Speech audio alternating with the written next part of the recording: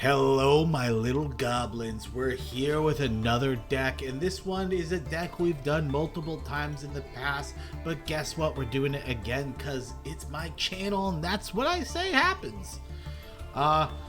So if you guys know, Salad's got a little bit of an update, not really that much of an update, but we got a structure deck, and the structure deck has made this deck super cheap, so I wanted to showcase it.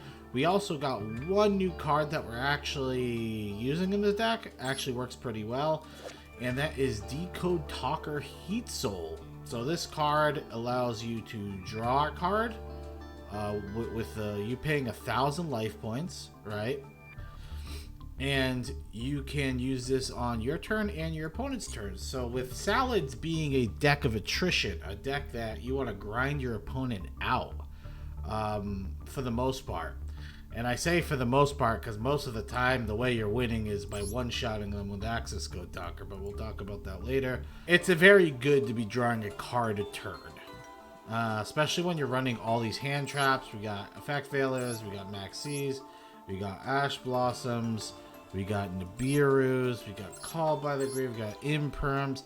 When you got all these hand traps in the deck, drawing a card has some extra value to it.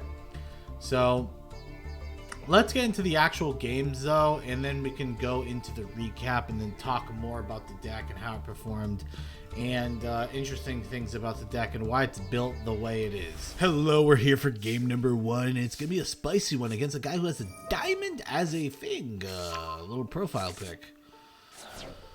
So we're gonna send Spinny to Cyanite Mining, and then we're gonna use Called by the Grave on the Max C.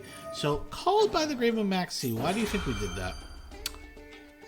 Main reason, I'm gonna tell you the main reason. We don't have Max C ourselves in our hand, but more important, in Diamond, and probably Plat too, I don't know, but in Diamond definitely, Floateries is terrorizing Diamond. Like I play against it so often that I just prioritize having Max Ash Blossom over anything else. So we get Imperm number 1 there. We go into Balinx. And Balinx is going to hit us with that Imperm number 2. This is really unfortunate because, yeah. We're not going to be able to do what our original plan was. But we have a backup plan. So the backup plan is we're going to go into Sunlight Wolf. Sunlight Wolf, we're going to play Spinny there, add the Gazelle back to hand, and then we go into Linkuriboh.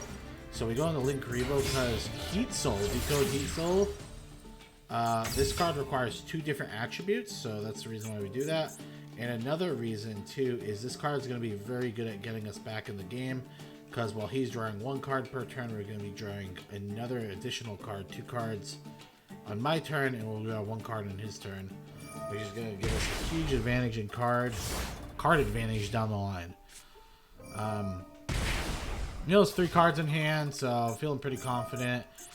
Not feeling a little less confident, and you gotta be kidding me. So the guy had, I want you to see how stupid this is. His 3 cards in hand, right?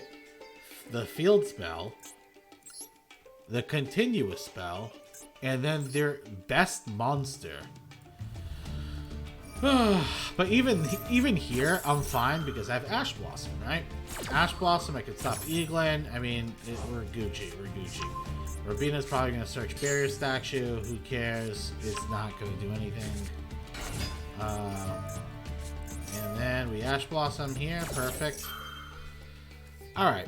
So the only way I want to preface this. I want to preface this right now. The only way we lose the game right now, right, is if our opponent uses their continuous spell, shuffles the Barrier Statue, and they get end pen off the Barrier Statue. They run 2 end pens usually this deck, right? So it's a 1 in 16 chance, right? 1 in 16 chance. And they drew the end pen. So we just lose the fucking game. And welcome to the luck of Fatzoid. This happens to me so often, it's ridiculous on how unlucky I get in some of these games. Oh, man. Better lucky than good. All right, we're here for game number 2, and our hand is looking, okay. Pretty decent. It's got pretty good extenders, but we don't really have any. I was really hoping to get Parallel Exceed in my hand, because then we could have opened up with Baguska and the trap, the negate trap, and having Sunlight Wolf, which would actually been pretty nuts in my opinion. So, no Parallel Exceed in hand, so it is what it is. We're gonna go into Sunlight Wolf again. And this is to actually going into the second Sunlight Wolf is actually pointless, because we are able to get the roar off of Falco, so it's literally pointless. So we roar the Lightning Storm because we're forced to, right? Dude, that just destroys everything. So. And then he's gonna pop of Desires, and then we're playing against Numeron. Super fun. I mean, I'm having a blast so far. Are you? You having a blast? I'm having a blast. And then I'm going to use Effect Veiler like an 8. So this Effect Veiler did absolutely nothing. Never use Effect Veiler like that. Honestly, there's really not a very good target to Effect Veiler in his deck anyway. To be honest, maybe we could save it in case he went into afterwards, in case he went into like the other Numeron that like banishes everything. It was just really bad. So we let the Sunlight Wolf die. He's gonna attack with 4K. We wall it with the Balinks, and then boom, we're saved. Okay, we're good. So he goes into Mech Knight, Crusader, Avermax, and this card absolutely bucks us. Like, we don't really have that very good answers for it. So we're gonna go into Balinks. We're gonna try and work our way through this. We're gonna get ashed on our Gazelle, which really doesn't help. But honestly, at this point, I'm already in my mind. I'm like, okay, I know how to out this. So let's just do that. So the way you out this is you're going to be pretty much going into update. We pretty much have to go into Access Code Talker. We are honestly going to have to go into update Jammy, but we did anyway because we had the things. We had enough material to do this. And honestly, it's actually not bad going into update jammer, because so the reason why this is our only out to it is because this is untargetable, like the pops, and this says it can't be targeted with card effects. So when this card goes to the graveyard, it shuffles the card, so it's going to shuffle this back. So that means our next turn we should be able to go into Splash Magician and then grab the update jammer and do access code line again, and then OTKO him. So that's kind of where we're going at. That's where the brain is at right now. He has no plays, which is good for me. And then we drew that Parallel Exceed, which we really needed. And then he's going to Gamma my Gazelle, but I have a Balinks in the graveyard. So it's actually not going to destroy the Gazelle. And he concedes because he knows I was going to go into the exact line of play that I just told you about. Alrighty, we're here for game number 3, and our hand is actually okay. Alright, we're gonna go into Balinks. We got the Sanctuary.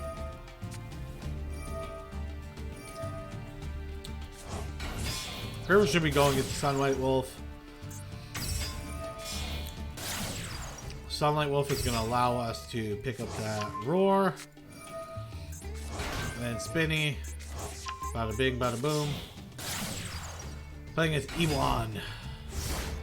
Alright, so our field is like okay. It's like whatever, to be honest. It's not the best. Our turn 1 hands are never really that good unless we're going into Parallel Exceed. It is what it is.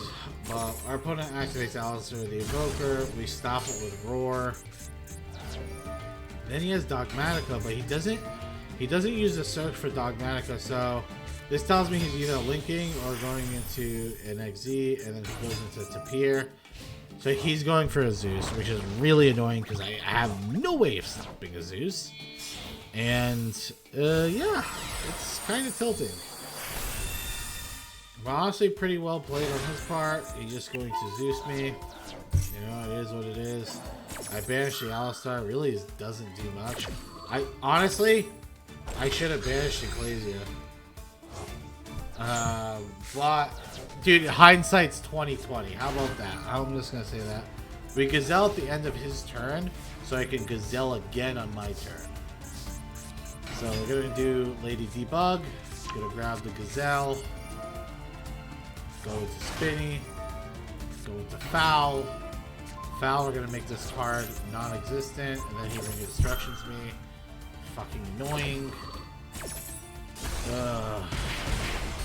Really wacky deck this guy's running. But we go to Update Jammer. This allows us to special summon Gazelle. So we're pretty much gonna try and one-shot him here. But you know, the guy already has a weird deck. So you know what it is. You already know I ain't killing him. I'm gonna throw that out there. I attack. He activates Golden Swordsman. It's like, are you fucking kidding me, man? So he negates the first attack. So I pretty much, I'm like, okay, well he has 2 cards. He's gonna have 2 cards in hand. I should be fine, right? Summons this dog shit. Plays Alistair. Alistair adds an invocation to his hand. Goes into Artemis. Gonna go into, again, I'm all fine with everything. Still, now I'm not fine. You know why I'm not fine? Because he ends up getting a card called Dogmatica Nexus, which banishes all my fucking cards in the graveyard. Pretty cool. Also, he has an effect where when he attacks you, it blows up your cards. And I take 800 damage. So, yeah, I just lose the game. That's pretty cool. That's pretty neat. I gotta say, it's probably the wackiest way I've ever lost the game. Alright, we're here with another one, and I will say that last game was probably the wackiest way I lost to a game. But, I mean, man, that was tilting. That's pretty much like I lost to a sphere mode Karibo. Like, you know, it just stopped the attack. It stopped my attack, and I pretty much lost the negate attack. Pretty neato. Our opponent's playing Stunlock, pretty AIDS, but we have Foxy in hand, so we should be able to deal with this Macrocosmos. The only reason why we're able to do anything is because of Imperm. We're pretty much going to Imperm the Fossil. We want to add, the reason why we add Gazelle is because we want Gazelle in hand in case he has like Solemn Judgment or something for Foxy. A normal summon Foxy, doesn't do anything. Then we go into Lingaribo. We Solemn Strikes, which is fine because now we already have the summon off of Gazelle. We can send Spinny, and then Foxy can pop the Cosmos. And we should win from here depending on what these last 2 cards are. We know one of them is probably the Blazing Mirror Force. Because we did reveal that earlier. So we're gonna go do our whole transcode talker camera shit. Access code, boom, kablooey. And we see 1 is that Blazing, and then 2 is the Mirror Force. And then we're just gonna pop it, attack him. Yeah. Stunlock is really, really annoying, obviously, but the good thing is, if you have, even if they have like skill drain and stuff like that, if you have Foxy, Foxy can out them because Foxy activates from the graveyard and can just pop it. Unless they have Called by the Grave, and then you just fucking lose. Alright, we're here for the last game of the day, and then we're gonna go, oh, our opponent does nothing. Oh, I do nothing. Never mind, our hand's ass. Our hand's very reactive. But yeah, I just wanted to say, after this game, we're going to do the recap, and then we can go over the deck and everything. Our opponent just sets 3. Kind of aids. They're actually playing a Stunlock deck as well. So, We go into Lingaribo. Lingaribo's like, okay, first of all, we got insanely lucky off of this Flame Buffalo. I'm not gonna lie. So now we have protection with the Lingaribo. I'm going to Balinx. Balinx is gonna grab Sanctuary. Honestly, Sanctuary's really not even needed right now. He Dark Bribes, which honestly is such a stupid card inside some of these decks. I get the purpose of it, but lets me draw a card, which, as you see, is a massive problem. I drew into Foul. Sometimes your boy needs to get lucky too, right? So this is why I was saying Foul was really good. I just locked down his last 2 cards, and now I'm able to do whatever the hell I want on my turn. Splash Mage comes back. We go into Update Jammer. And then we go into Access Code Talker. And now we can one-shot our opponent and send him to the shadow. Because his back row is locked down, because Foul is Foul. Alrighty, we're here at the recap, and I just want to say thank you for watching this far. If you enjoy my content, please consider subscribing. Join the Discord. We have a lot of fun stuff planned in the future, and I would just love to have you part of the community. So, really appreciate it if you could subscribe, give me a like, and let me know what you want to see next. So, let's go over the deck. How did the deck perform? So I'm going to be honest, the deck performed like 50-50. It was not a very easy games at all. Like, I just kept playing its Floateries, and Stunlock was literally like 70% of the games I've played. 70-80%. It was kind of ridiculous. And I played like 30 games. No, maybe not 30, maybe like 20 something. But it was pretty disgusting. The deck itself, I think, has a good pattern, right? I mean, if you're going first, like, the deck can play, it's preferably you want to OTKO your opponent, but the deck can play going first. And if you go first, you pretty much want to go into Sunlight Wolf. You set up the trap, the roar, and then you have hand traps to play off of that, right? Because remember, Salamangreat, his secondary effect can add fire monsters, so you can recycle Ash Blossom. Recycling Ash Blossom, kind of a really annoying thing and pretty broken thing in my opinion. So it has its uses there, and it definitely can grind out opponents with it, and that's if you're going first. So you're going second, obviously you want to combo, break through your opponent's board, and climb into Access Code Talker using Transcode Talker, pop their entire field, and then OTKO them like that. And that's typically what you do. And I actually would recommend you play 2 Access Code Talkers. I didn't feel like crafting a second one. And I'm going to be honest, this deck has a weakness to Mech Knight Crusadia Avermax. And I played against like 5 of them. Like, I literally played against 5 decks using Avermax. And there was one time where the person did the IP Masquerena combo with Avermax, so Avermax can't be destroyed by card effects. And that's like an instant loss for the deck. There's literally not a single out in the deck for it. So that's why I added Underworld Goddess. Because Underworld Goddess actually gives you an out to the Avermax. It's a little tilting, but this is the only reason why this card is in the deck. I just kept playing against Avermax over and over, and this deck has such a hard time.